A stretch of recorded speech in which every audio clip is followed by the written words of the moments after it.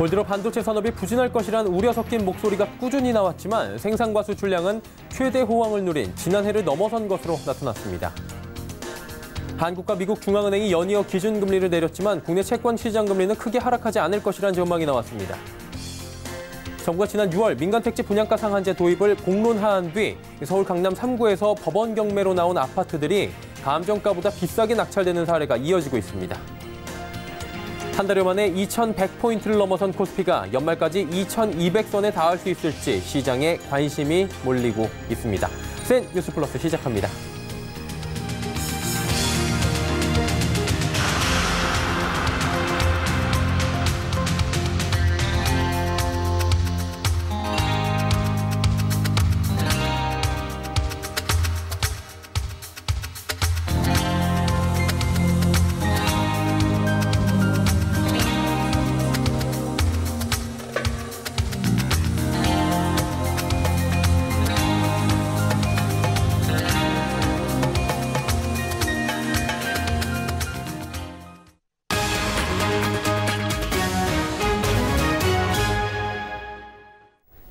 시청자 여러분 안녕하십니까? 센 뉴스 플러스 서정덕입니다. 반도체 산업 부진에 대한 우려가 이어지고 있는데 생산과 수출량은 역대 최대 호황을 누린 지난해보다 오히려 더 늘어난 것으로 나타났습니다. 세계 최고 수준인 우리 기업들의 기술력이 불황에도 빛을 발하고 있다는 평가입니다. 유민호 기자입니다. 이딴 부진 우려 속에도 국내 반도체 산업이 호조를 보이고 있습니다. 산업통상자원부와 한국무역협회 등에 따르면 지난달 반도체 수출 물량은 2,500여 톤으로 지난해 같은 달보다 16% 늘어난 것으로 잠정짓기했습니다. 반도체 수출 물량은 7월부터 4개월 연속 증가세를 이어갔습니다. 올해 들어서 1월과 2월, 6월만 줄었을 뿐 전반적으로 계속 늘어나는 추세입니다. 수출 물량이 꾸준히 늘면서 생산도 상승 곡선을 그렸습니다. 올 3분기 반도체 생산은 지난해 같은 기간보다 8.3%나 증가했습니다. 다만 수출액은 큰 폭으로 줄었습니다. 삼성전자와 SK하이닉스의 주력 제품인 D램과 낸드 플래시 등 메모리 가격이 급락해 지난달 반도체 수출액은 지난해 같은 기간보다 26.3% 감소했습니다.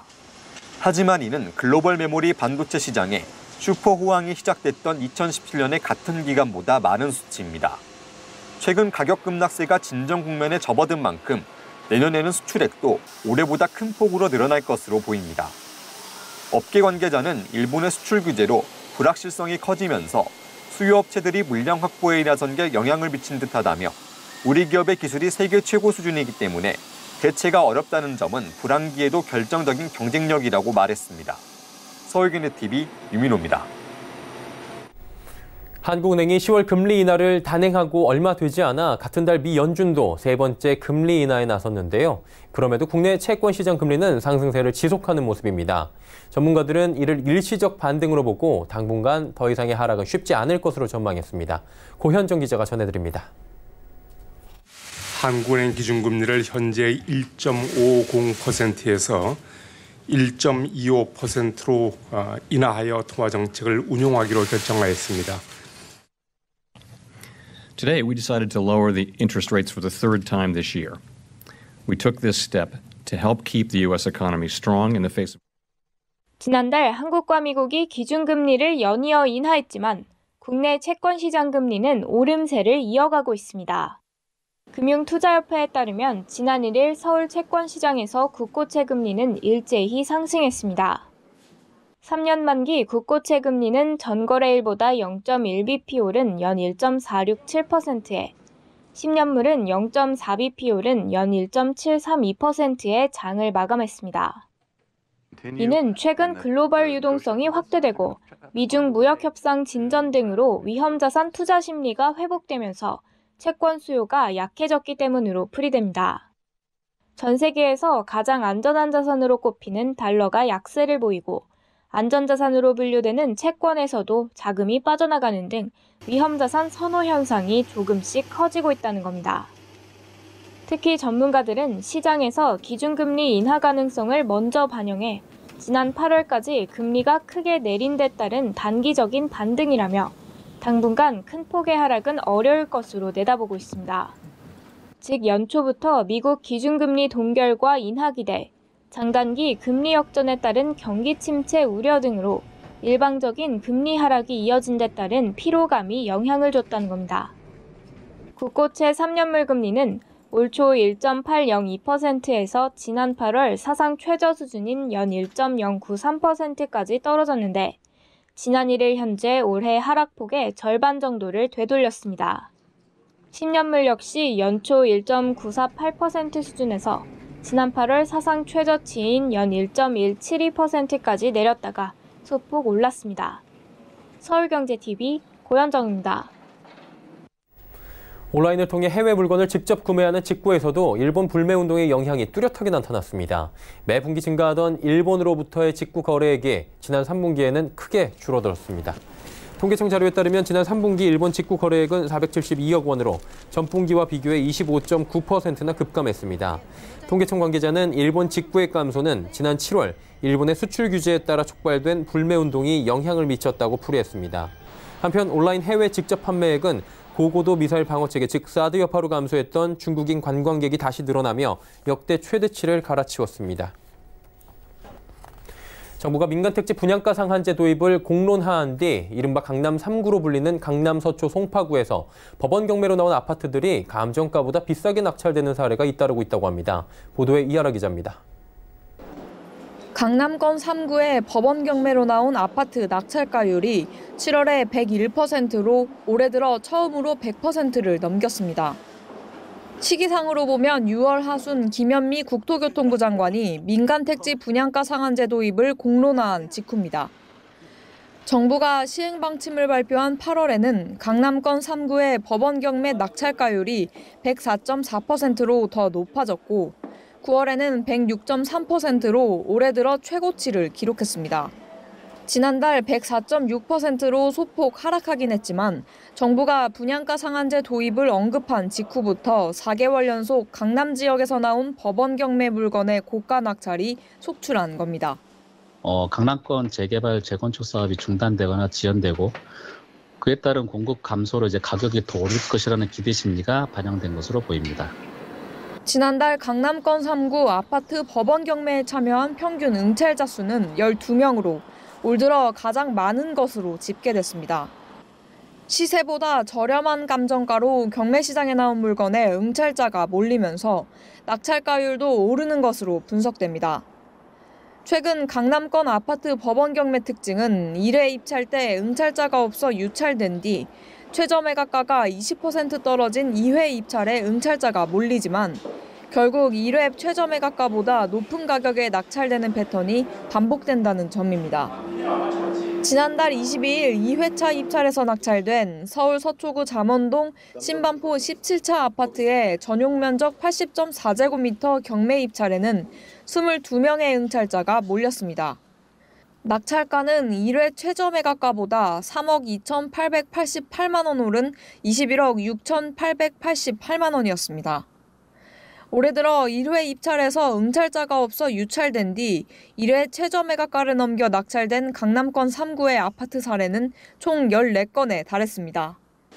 서울경제TV 이하라입니다. 한 달 만에 2,100포인트를 회복한 코스피가 순항을 계속할 수 있을지 시장에 관심이 몰리고 있습니다. 증시 전문가들은 대체로 올 연말까지 증시가 오름세를 이어가며 2,200선에 이를 가능성이 크다는 쪽에 무게를 뒀습니다. 국내 증시가 살아나는 것은 미중 간 무역 분쟁의 1단계 합의 가능성이 커진 가운데 미중 경제 지표가 호조를 보이고 있는 것이 가장 큰 요소입니다. 여기에 국내 기업 실적도 4분기부터 반등할 것이라는 기대감이 커지고 있기 때문으로 풀이됩니다. 이창목 NH투자증권 리서치센터장은 미중 간 무역 분쟁 완화에 세계 증시가 호조를 보이고 있다며 반도체 업황이 조만간 바닥을 지날 것 같다는 기대감 속에 수출도 11월부터 작년 대비 기저효과를 기대할 수 있다고 내다봤습니다.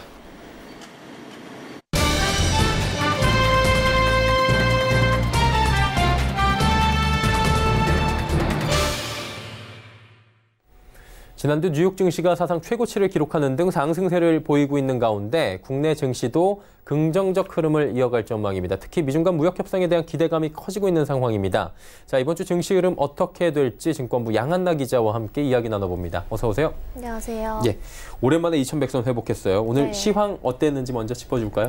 네, 오늘 코스피는 미국과 중국의 무역 협상 기대감에 2130선을 돌파했습니다. 종가 기준 2130선을 돌파한 건 약 4개월 만인데요. 윌보로스 미국 상무장관은 1단계 무역 합의가 좋은 상태라면서 중국과의 무역 합의가 이르면 이달 내로 체결될 것으로 보인다면서 시장의 기대감을 높였습니다. 코스피 지수는 전거래일보다 1.43% 상승한 2130.24의 장을 마쳤습니다. 외국인과 기관은 각각 705억 원, 4633억 원을 순매수했고 개인은 5136억 원을 순매도했습니다. 코스닥 지수는 전거래일보다 0.92% 오른 668.45의 장을 마쳤습니다. 개인은 1037억 원을 순매수했고 외국인과 기관은 각각 424억 원, 410억 원을 순매도했습니다. 원달러 환율은 전거래일보다 0.55% 내린 1159원 20전에 거래를 마쳤습니다. 네, 증시도 환율도 시작이 괜찮은 것 같은데요. 그렇다면 증권가에선 이번 주 어떻게 흘러갈지 어떻게 전망합니까? 네, 이번 주 시장 분위기는 나쁘지 않을 전망입니다. 무엇보다 미국과 중국의 무역 협상 관련 이슈가 가장 주목이 되고 있는데요. 다음 주에 이 미중과 무역 협상이 진행될 가능성이 높아지면서 그동안 미중 갈등으로 인한 그 악재가 좀 완화되고 있는 모습입니다. 이와 관련해서 IBK증권의 김예은 연구원과 키움증권의 서상형 연구원 코멘트 주셨습니다. 아무래도 미국과 중국의 무역 협상과 관련된 서명과 관련된 이슈 때문에 변동성이 있긴 하겠지만 전체적으로 긍정적인 분위기가 이어질 거다라고. 미중 간의 무역 협상이 잘 진행되고 있다는 점 때문에 그게 부각이 되면서 상승폭을 좀 더 확대했거든요. 다음 주에 정상회담 개최 가능성이 높아지고 있는 상황이잖아요. 그렇기 때문에 이번 주 정도 되면 정상회담 일정들이 좀 나올 거예요. 그런 것들에 기반해서 올라갈 수는 있어요. 꽤 오랜 시간 동안에 글로벌 시장 힘들게 했던 미중 간 무역 분쟁이 지금 완화 기조를 보이다 보니 시장이 어느 정도 올라갈 기미를 보이는 건데 그렇다면 주목할 만한 다른 요인들도 있습니까? 네, 또 변수가 될 요인들이 중국 경제 지표들이 있습니다. 중국 경제 지표가 좋은 모습을 보이고 있지는 않아서 이게 이번 주 후반으로 갈수록 상승을 제한하는 요인이 될 수 있지만 충격이 가할 정도로 크게 나쁘지는 않을 전망입니다. 바로 내일 중국의 10월 서비스업 구매자 관리자 지수 발표가 나오고요. 그다음 이어서 7일에 중국 외환 보유액이 발표가 됩니다. 또 이어서 8일에 중국의 10월 수출액과 수입액이 나오고요. 9일에는 중국의 10월 소비자 물가 지수와 생산자 물가 지수가 발표됩니다. 이 일정들 참고하시면 좋을 것 같고요. 이와 관련해서 또 증권사 코멘트 들어보시죠. 중국 지표 수출입이랑 물가 같은 거 있는데 전반적으로는 중립 이상의 흐름을 보일 거다라고. 중후반으로 갈수록 중국의 경제 지표, 미국 기업 실적이라든지 이런 것들이 여전히 별로 그렇게 좋은 모습을 보이고 있지는 않기 때문에 밸류에이션 부담이 좀 있을 거예요. 주 후반에 차익 매물이 좀 쏟아지면서 상승을 제한하는 그런 모습을 좀 보일 것으로 전망을 하고 있죠. 네, 중국 지표 관련된 이야기까지 들어봤고요. 그렇다면 이제 추가적으로 봐야 될 부분이 있을 것 같고요. 업종별로 전망도 좀 덧붙여 주시죠. 네, 우선 오늘 저녁에 크리스틴 라가르드 유럽 중앙은행 총재의 발언이 나올 예정이라고 하고요. 내일 시진핑 중국 국가주석이 상하이 무역 박람회에 참석해서 어떤 발언을 하게 될지도 주목을 해보시면 좋을 것 같습니다. 또 업종별로 봤을 때는 시장의 지금 흐름 자체가 모멘텀이 있는 실적 개선 업종들 위주로 가고 있기 때문에 우선은 IT 업종 쪽으로 긍정적인 흐름이 이어질 것이라는 전망이 나오고요. 또 화장품 업종이 중국 최대의 쇼핑 성수기인 광군제를 맞이를 해서 탄력을 받을 것이란 전망이 나옵니다. 네, 주간 증시 전망 증권부의 양한나 기자와 오늘 자세히 이야기 나눠봤습니다. 고맙습니다. 감사합니다.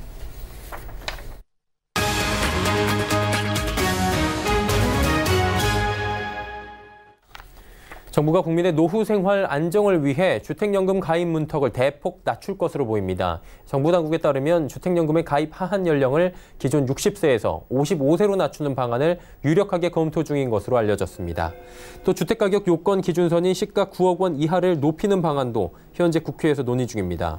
주택연금은 고령자가 소유 주택에 평생 거주하면서 또 이를 담보로 생활자금을 매월 연금 방식으로 대출받을 수 있는 공적 보증 상품입니다. 만약 60세 가입자가 시가 6억 원 주택을 담보로 주택연금에 가입한다면 사망 시까지 매달 119만 원씩을 받을 수 있게 됩니다. 정부 관계자는 빠른 속도로 진행하는 고령화 속에 실질적 노후 보장 방안을 마련한다는 취지로 주택연금 가입 범위 확대하는 방안을 모색 중이라고 밝혔습니다.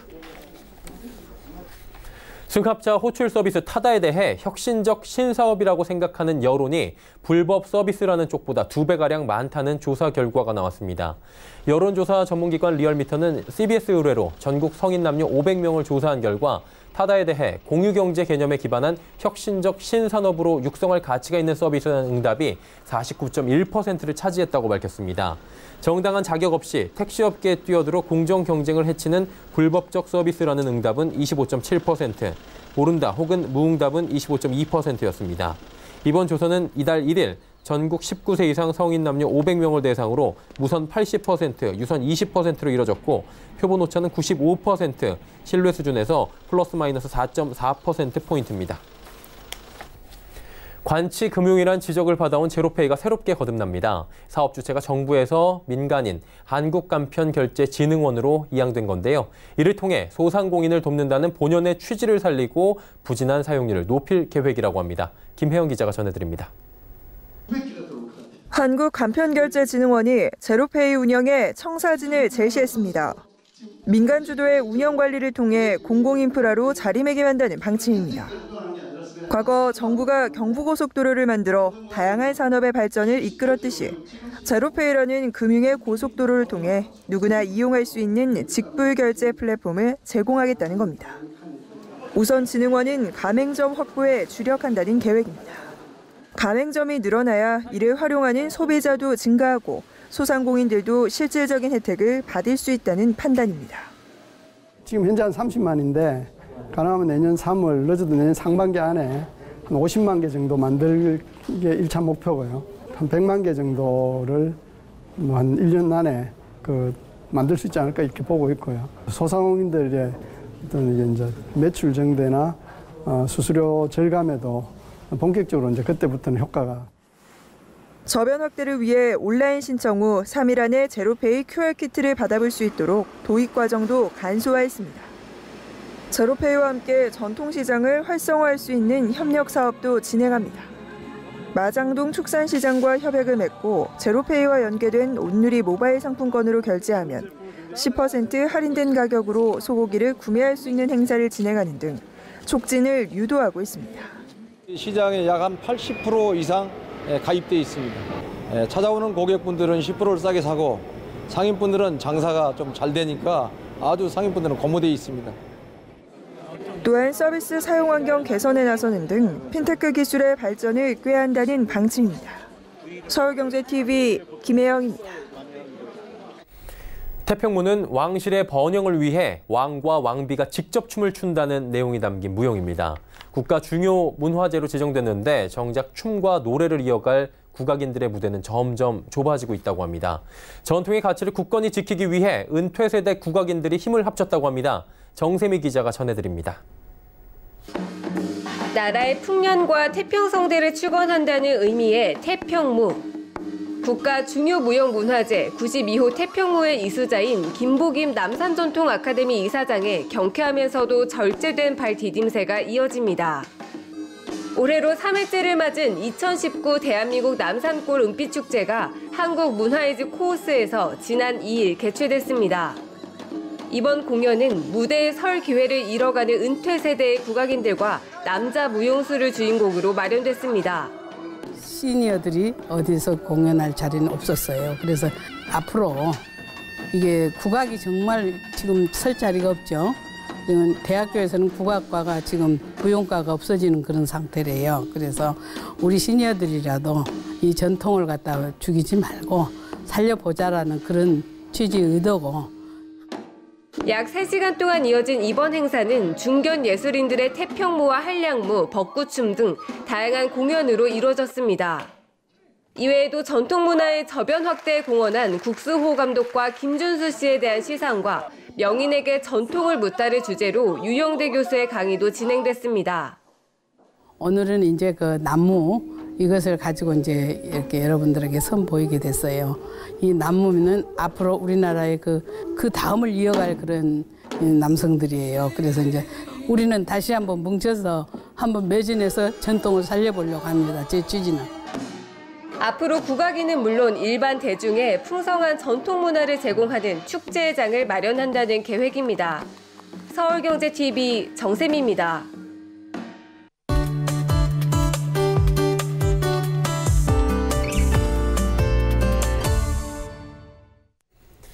비 오는 날에 식당 가보면 평소보다 손님이 굉장히 적어졌다라고 느낄 수가 있으실 겁니다. 한마디로 외식업도 날씨의 영향을 많이 받는다라고 정리가 될 것 같습니다. 한마디로 비 오고 눈 오면 사람들의 만남 횟수가 줄어들 수밖에 없고요. 그러다 보면 자연스럽게 음식점에 가는 횟수가 줄어들고 음식점 사장님들 입장에서는 당연히 이런 궂은 날씨가 원망스러울 텐데요. 오늘은 이런 날씨 리스크를 극복한 이야기 한번 나눠보도록 하겠습니다. K웨더의 반기성 센터장과 함께합니다. 어서 오세요. 네, 안녕하세요. 네, 비 내리면 구체적으로 한 30% 정도까지 매출이 준다라는 통계가 있는데 이걸 어떤 방식으로 극복을 하는 겁니까? 임 그리우면 달빛이 되어 임해방 창밖 비추느니 차라리 궂은 비가 되소서. 이게 말이죠. 조선시대 대문장가죠. 정철이 읊었던 송민곡에 나오는 노래입니다. 저 노래처럼 연인에게 하는 사랑 고백은요. 비 오는 날 성공 확률이 가장 높다고 해요. 이제 막 시작하는 연인들의 사랑을 위해서 외식업계는 비가 내리는 날 감성 마케팅을 합니다. 즉 비가 올 때 외식을 하는 연인에게는 30% 이상 음식값을 할인해 주는 것이죠. 이 전략을 쓴 종로에 위치한 한 조그마한 레스토랑은 반응도 좋고 아주 매출도 늘었다고 합니다. 한마디로 이 사랑의 감성을 날씨가 이제 이렇게 약간 비가 오고 그럴 때 사랑의 감성이 올라오는 거를 또 음식점에다 접목을 한 건데 또 다른 사례 있습니까? 제가 근무하는 회사 근처에 춘천 닭갈비집이 있어요. 어느 날 이제 비 오는 날 저녁에 직원들과 이제 저녁을 먹기 위해서 닭갈비집에 갔는데요. 넓은 음식점에 손님이 별로 없는 거예요. 그래서 주인에게 제가 이렇게 물었죠. 왜 이렇게 손님이 없습니까? 그러니까 주인이 이렇게 비가 오는 날에는 손님이 별로 없습니다. 그러는 거예요. 그래서 제가 그랬죠. 자, 비가 오는 날에는 음식값을 30% 할인해 준다고 한번 써서 붙여놓으세요. 라고 권유를 했죠. 이제 그리고 그 다음 다시 그 음식점에서 저녁을 먹을 기회가 있었는데 공교롭게도 이제 비가 오는 날이었습니다. 근데 그날 저녁은 자리가 없을 정도로 아주 만원이었어요. 그래서 이제 저를 알아봤던 주인이 비가 오는 날 음식값을 할인해 준다고 하니까 손님이 몰리네요. 라고 하면서 정말 즐거워하시더라고요. 물론 그날 먹은 음식값은 공짜였습니다. 주인이 고맙다고 서비스로 줬는데 야 정말 날씨에 따라서 음식값을 할인해 주는 것이 오히려 대박이구나를 확인했던 순간이었습니다. 일단은 날씨 판매 조언을 받아들인 사장님은 비가 오는 날도 대박이 났고요. 센터장님은 공짜로 음식 드셨고 좋았을 것 같은데 이 아이디어 어디서 나온 겁니까? 사실 이렇게 이제 날씨 마케팅하는 업체들이 있었습니다. 이제 패밀리 레스토랑은요. 비 오는 날 누룽지 파스타와 페스카토레 메뉴를 30% 정도 할인해 주는데요. 창밖에 비가 내리고 있을 때만 진행되는 행사로 비가 내리는 날의 기준은 강수량 5mm 이상일 때라고 해요. 근데 반응이 아주 참 좋다고 합니다. 또 S 회전초밥 레스토랑은 비 오는 날 고객 중 2만 원 이상 주문한 고객에게 특선 우동 또 커피를 무료로 제공하는데요. 강수량에 관계없이 조금이라도 비만 내리면 서비스를 해주기 때문에 사람들이 더 좋아한다고 해요. 그런데 말이죠. 사실은 제가 좀 감동받은 사례가 있습니다. 이 미국에서 영하 날씨에는 돈 받고 스프 드세요 라고 선전하는 식당이 있습니다. 기온이 영하로 내려가면 돈을 내던 스프를 돈을 돌려주면서 드세요라고 그렇게 한다는 거예요? 네, 그렇죠. 사실 최근 미국 같은 경우는 기후변화로 겨울만 되면 연방정부가 셧다운될 정도로 폭설 또 혹한이 몰아쳐요. 근데 시카고 같은 경우는 춥기로 굉장히 유명한 곳이거든요. 그렇죠. 이렇게 추위가 심한 시카고의 한 식당이 그날의 기온에 맞춰서 스프값을 받고 있다는 거죠. 시카고 인근 3개 지역에다 지점을 둔 메더스 레스토랑이라고 하는데 여기는 65세 이상 노인 고객을 대상으로 해서 매일 화씨 온도만큼 스프값을 받는 프로모션을 진행하고 있어요. 그러니까 기온 여기다가 또 기온이 화씨로 영하로 떨어지면 스프값을 받지 않고 오히려 스프와 함께 온도 숫자만큼 현금을 지급하는 거예요. 이제 이게 무슨 말이냐 하면 말이죠. 예를 들어서 시카고 지역 낮 기온은 화씨 18도라고 한다면 노인 고객은 18센트만 내면은 스프 한 그릇을 먹을 수 있다는 겁니다. 만일 낮 기온이 화씨 영하 5도라고 한다면 스프 한 그릇 가격이 60원 정도가 되고요. 그런데 시카고 겨울 기온 같은 경우 영하 20도 이하로 내려가는 경우가 되게 많거든요. 그러면 오히려 스프를 먹고 돈을 내는 게 아니라 돈을 받게 되는 겁니다. 참고로 이 식당의 스프 정상 가격은 2,400원 정도 합니다. 그러니까 노인들은 뭐 이 식당 때는 너무 행복하다 그렇게 말하는 거죠. 뭐 추운 겨울에 따뜻한 스프를 아주 싼 가격에 먹을 수 있고 때에 따라서는 돈까지 벌 수 있으니까 말이죠. 예. 자, 그럼 이 식당이 손해를 볼까요? 아닙니다. 유명해지면서 많은 사람들이 몰려서 정말 많은 이익을 올린다고 합니다. 이 식당 역시 뭐 두 마리 토끼 다 잡았네요. 고객들의 만족도 잡았고 본인들의 이익도 잡았으니까 말이죠. 오늘은 궂은 날씨에 이렇게 극복한 마케팅 이야기들 자세히 나눠봤습니다. K웨더의 반기성 센터장과 함께했습니다. 고맙습니다. 네, 감사합니다.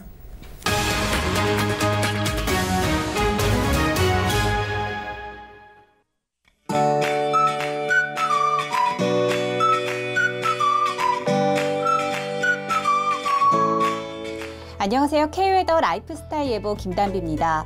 요즘 큰 일교차 탓에 감기 걸리신 분들 많으실 텐데요. 내일도 아침 기온 서울 9도, 강릉 8도, 대구는 6도로 아침 저녁으로는 쌀쌀하고요.